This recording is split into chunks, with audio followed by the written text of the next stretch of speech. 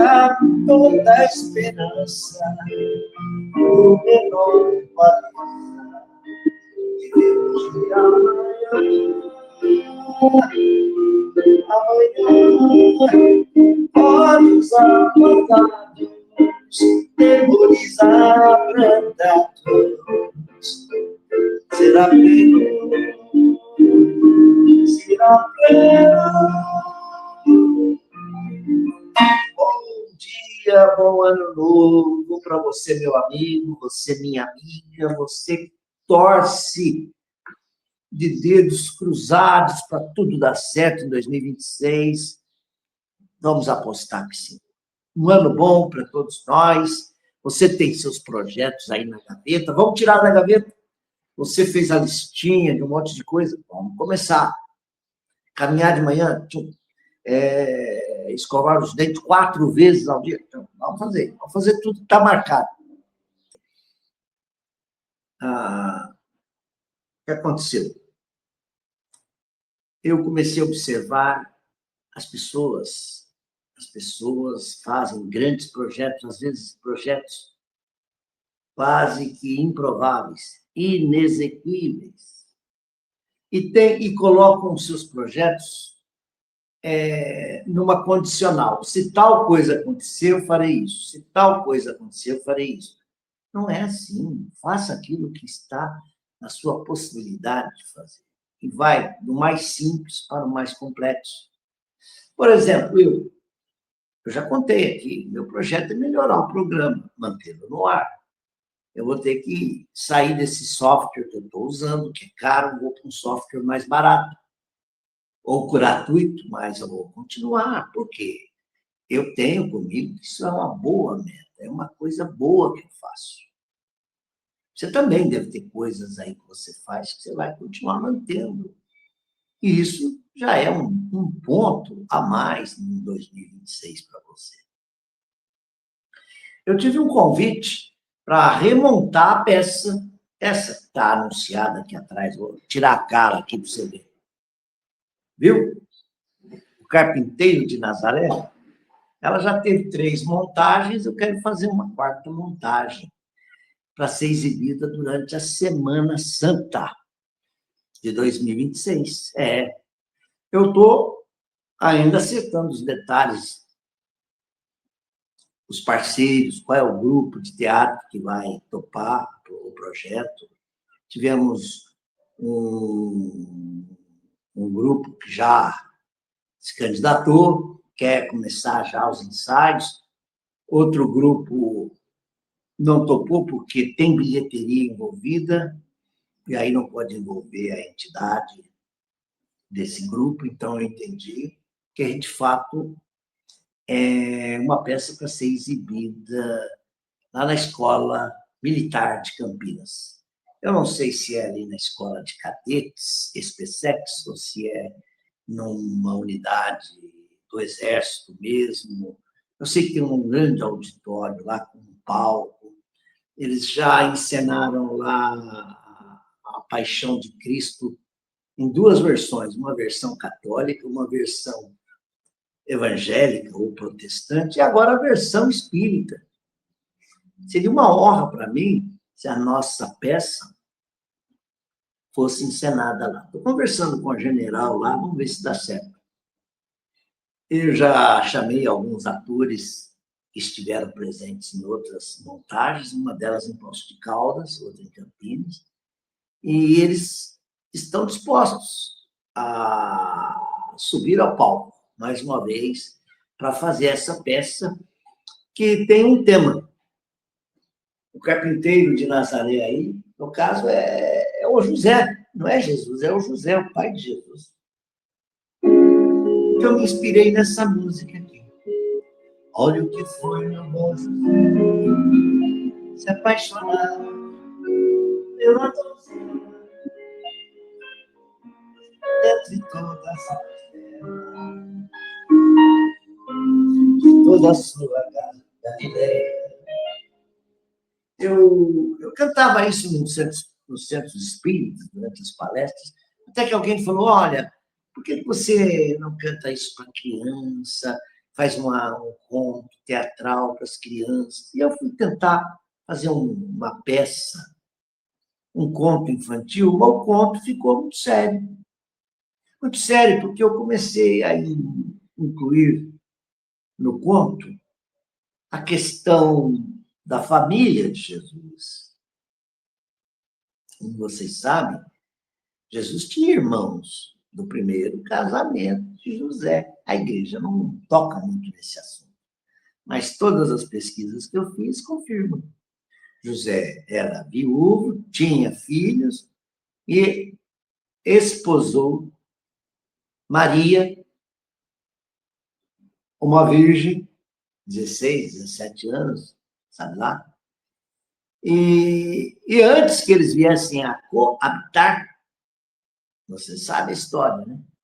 Vem um anjo lá e fala para José em sonhos que ele vai ser pai e que a esposa deles vai dar à luz a um menino, etc. O anjo Gabriel também se apresenta a Maria. Depois Maria tem lá aquela confirmação da sua prima Isabel. Ave Maria, cheia de graça, o Senhor é convosco. Ela estava grávida de Jesus. E Isabel grávida de João Batista, que era estava numa gestação um pouco mais adiantada. Né? Ah, que legal, né? Bem, eu comecei a mostrar, então, o drama. Jesus curando aos sábados. Jesus que cresce em graça, em estatura, em inteligência, fica um tempo fora e volta para Nazaré. Aí os pais falam, mas onde está nosso filho? Ele não para aqui. Aí os irmãos dizem, olha, ele está aí, ó, um cobrador de impostos, com gente de má vida. Ele anda pregando as coisas aí, pai.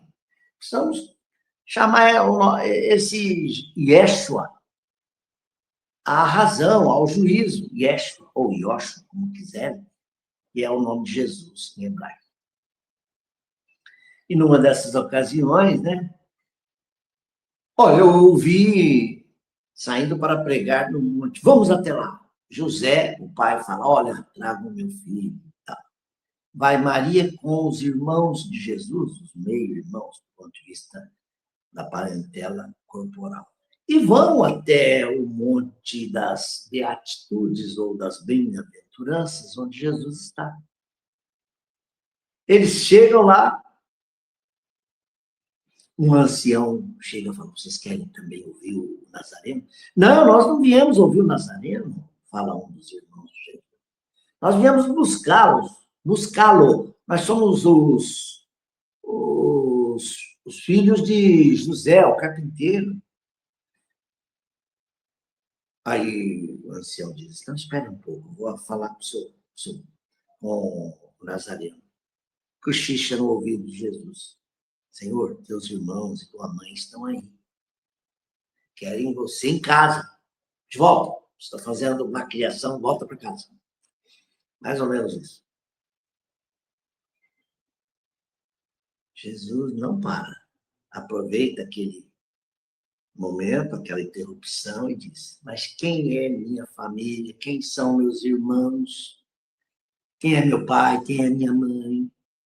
Ora, e se volta para aqueles que o ouvem no monte. Eis aqui a minha mãe, meu pai, meus irmãos, a minha família. Porque todos aqueles que fazem a vontade de meu pai, este é meu pai, minha mãe. Meu pai criador, este é meu pai biológico, minha mãe, meu irmão, minha irmã. É minha família. Eu coloco isso na peça, e isso é muito sério.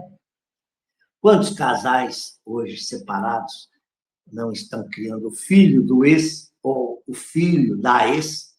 Quer dizer, há meio-irmãos convivendo juntos e vivendo bem, muitas vezes, se dando muito bem.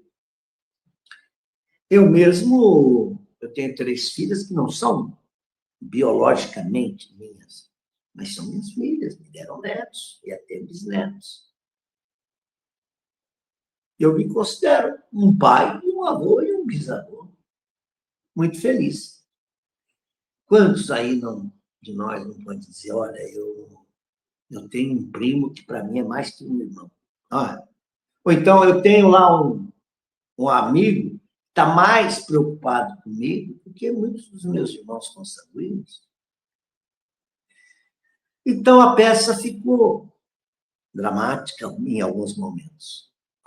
Tem a morte de José. José morreu, ele na história ele aparece muito pouco, né? Que a gente tem de dados sobre José, pai de Jesus, pouco, mas ele foi firme. Então eu coloco na peça o momento em que José está já assim, cansado, moribundo, perto da morte, e ele tem uma sensação, um desdobramento, essa é a verdade, um estado meio alterado, e vê o filho. Yoshua, ou Yeshua, né?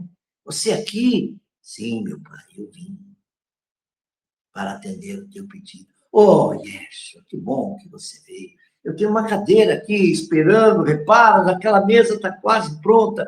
Vem me ajudar e falar. Meu pai, meu compromisso é outro. A minha missão neste mundo é outra. A cadeira vai ter que esperar. Mas saiba que o filho do homem era a expressão que se usava também à época, para dizer, cumprindo uma profecia antiga, o filho do homem vai ser crucificado no monte, os homens vão judiar dele, vão fazer mal a ele. E ele será crucificado no monte, sobre um madeiro. Aí. A relação de Jesus com a carpintaria foi essa. Ele recebeu os cravos nas próprias mãos e nos tornozelos.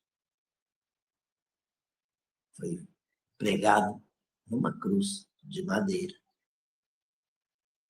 Eu dramatizei isso, mas tentei dar ensinamentos. Eu falo do diálogo de Jesus com Nicodemos, é preciso nascer de novo. Eu vejo algumas traduções do Evangelho, como essa aqui, ó. Eu nem sei quem é que traduziu isso. Padre Lincoln Ramos. Ele traduziu assim: é preciso nascer do alto. E dá a justificativa dele.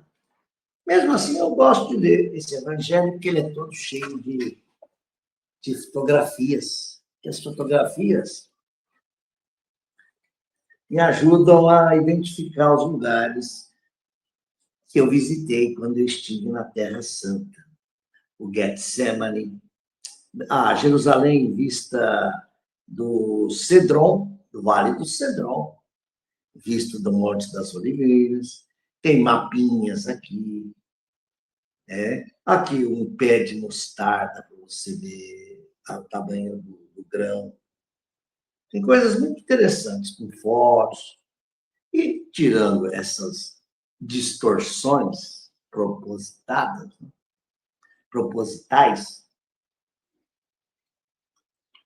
de mudar alguma coisa que é mais conveniente para o dogma católico, tirando isso, o livro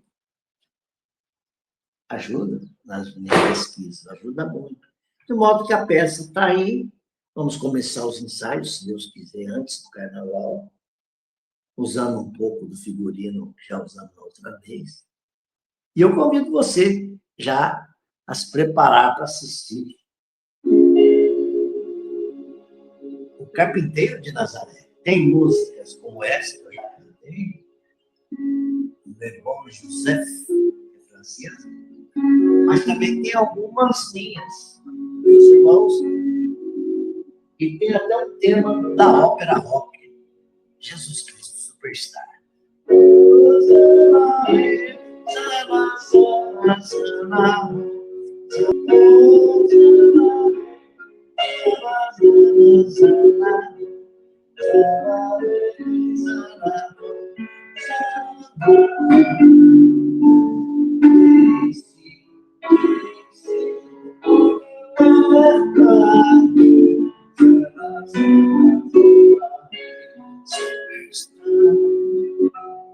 Mas eu fiz uma versão em português, uma adaptação. versão.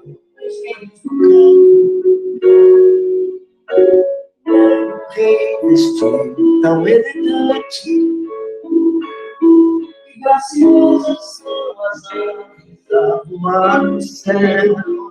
Quem lhes dá de beber é o Criador.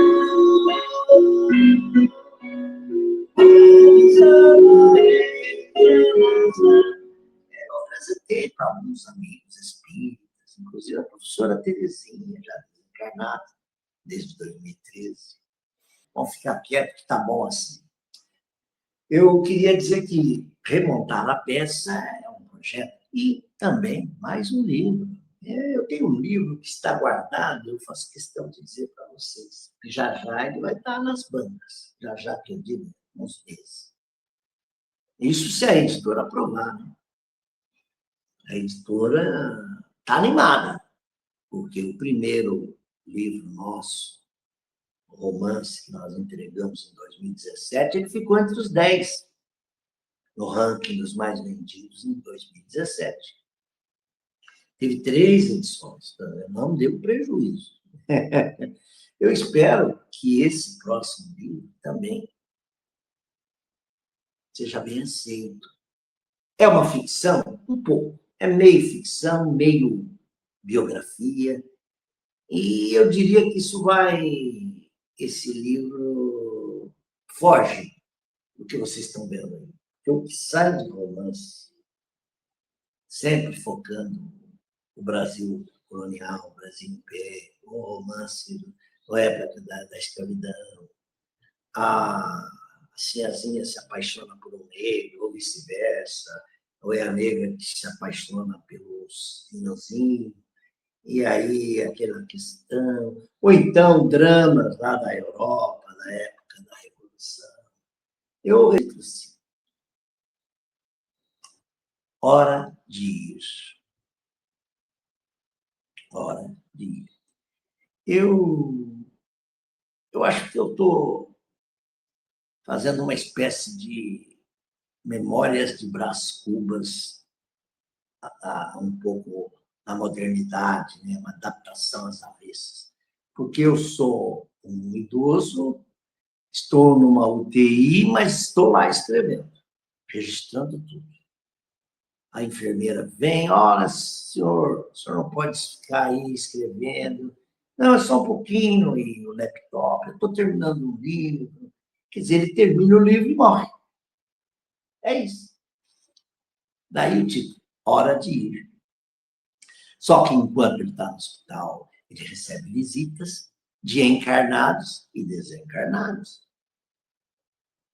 São aquelas experiências de pré-morte, né? Você já ouviu falar em experiência de quase morte. O indivíduo sai do corpo, enquanto os médicos estão lá operando ele, tentando salvar a vida. Aí ele volta e conta o que ele viu nesse período. Os materialistas dirão, não, é que o cérebro ainda estava em atividade, sim. Mas ele não podia registrar o que estava ocorrendo fora do hospital. E nas experiências de quase morte, o indivíduo traz o que se passou na casa dele, que roupa a mulher dele vestiu para vir visitar, quem ele encontrou do outro lado,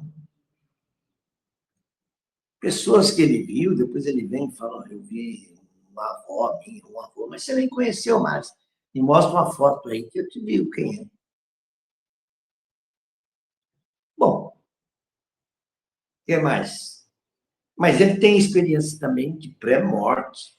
De pré-morte são aquelas visões que todo moribundo tem no leito de morte. Ele ainda não desencarnou, né? Mas ele está com um pé lá e um pé cá. Então, você vê o doente olhando assim, você parece que está falando com nada. Não. Espíritos familiares, muito provavelmente, caros àquela pessoa, estão ali para recebê-la na volta para o mundo espiritual, que é a nossa pátria. Muito comum. Tem até um documentário de 7 episódios, uma série no Netflix, chama Vida Após a Morte. Vale a pena ver. Ainda está lá.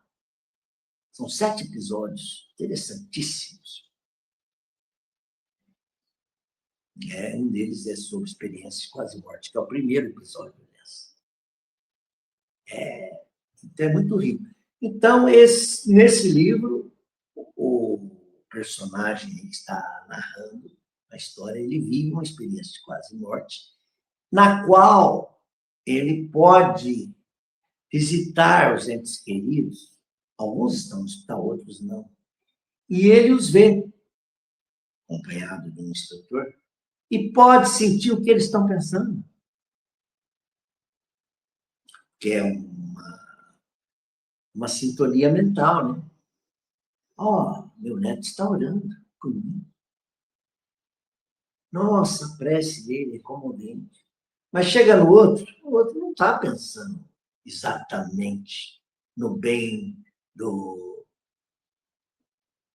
avô, do que vai falecer, ou do tio, do doente que está prestes a embarcar. Está pensando no testamento. Será que eu estou nele? Que vantagens teremos com a partida dele? Então, isso também traz para o livro, traz para o leitor, uma realidade patente na nossa vida. Quantos dos nossos idosos, eu hoje posso dizer que sou um idoso, né? Estão aí no asilo, está tudo pago, é só morrer e o jazigo está lá. Mas cadê uma visita? Cadê um parente para vir visitar? Na passagem de ano, eu vi muitos idosos passarem as festas alone, solitários. Onde estão os filhos? Estão aí, nas praias, viajando no exterior, aqui e ali. Querem gozar, gozar, gozar. Gozar a taça dos prazeres. E eu estava meditando sobre esse acidente que houve aí na Suíça, numa área de veraneio, de prática de esqui no gelo, na montanha, na neve, né? Que é um grande apelo turístico da Suíça, nos Alpes. As pessoas ficam lá naqueles hotéis, naqueles chalés, praticam esporte. Mas, nesse caso, foi numa boate. Um bar. Isso fez lembrar o que ocorreu na Boate Kiss, em 2013, quando morreram 242 pessoas. E eu vi um pai de uma moça que morreu na Boate Kiss, ele dizendo, olha, a semelhança desse acidente, desse incêndio na Suíça, com o nosso aqui no Brasil é grande. Ocorreu em janeiro, numa boate. E o incêndio começou por uma causa parecida. Artefatos pirotécnicos. No caso aí da Suíça, eram lanternas, como é que eles chamavam? Velas pirotécnicas. Eu não sei como é que era, mas a champanhe tinha na ponta uma espécie de vela encaixada e incendiava, como se fosse um sinalizador que se usa no campo de futebol. E todos eles estavam naquele auge das comemorações, apontando para o teto aquelas champanhes iluminadas. Olha, as labaredas atingiram o teto. O teto era material inflamável. Veio o incêndio, o corre-corre, o pânico. As saídas de emergência não vencem quando o pânico se instala e a fumaça começa a ganhar volumes e volumes, e temos aí, eu não sei o certo, mas são dezenas de mortos na Suíça. Já estão lá, a cidade já está recebendo os familiares, identificando corpos, ao local onde estão depositando flores, e eu começo a ver, curioso, né? Sempre que dá uma virada de ano, aparece alguma coisa assim, uma tragédia, que nos chama atenção, ônibus que trombam com carreta, gente que, numa embarcação que vira, parece que nós estamos no auge do êxtase os prazeres, e, ao mesmo tempo, ocorrem as maiores tragédias. É como se Deus estivesse sempre dizendo, olha aí, não perca de vista a sua realidade frágil. E ainda temos que fazer aqui mais um desabafo. Como se bebe, não? Eu vi nas minhas festas em família como se consome o álcool. Eu sou uma figura até meio assim, de outro planeta. Né? Não bebo, não tem necessidade. E não condeno quem beba. Mas me preocupa muito quando eu vejo as pessoas nas primeiras horas da manhã, já pensando nos fardos que vão comprar, onde vão comprar, se tem gelo, se tem carvão, se tem isso, se tem churrasco, e onde vamos beber, aonde tem festa eu vou. Bom, não quero terminar a live fazendo lamúrias. Não é esse o objetivo. O objetivo é, em 26, tome as melhores decisões. Faça boas escolhas. É legítimo querer um emprego melhor? É legítimo querer comprar um carro que está em melhores condições do que o atual? É legítimo você querer sair do aluguel, comprar uma casa? É. Deus não nos quer mendigando aqui na Terra. Ele quer que você faça o seu trabalho, o seu progresso material, mas, sobretudo, um progresso moral e espiritual. Vou terminar com uma música que a gente cantou muito nessa virada de ano.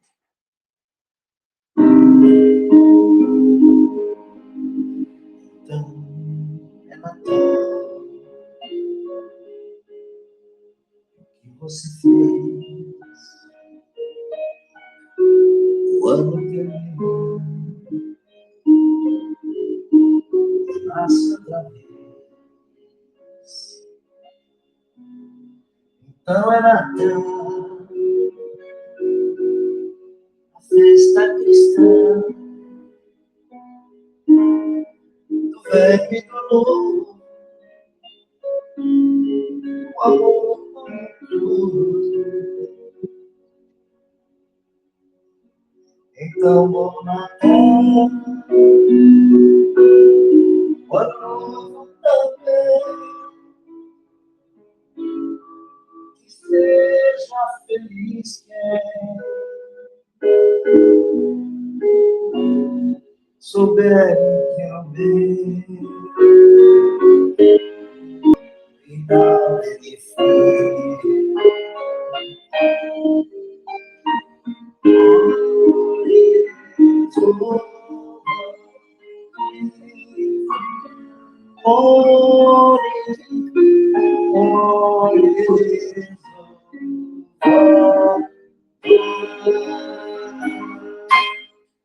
Até logo, meus irmãos, meus amigos, minhas amigas, minhas irmãs. Até a próxima semana, se Deus quiser, com mais um A Vida Continua. Eu te espero. Até lá. Tchau!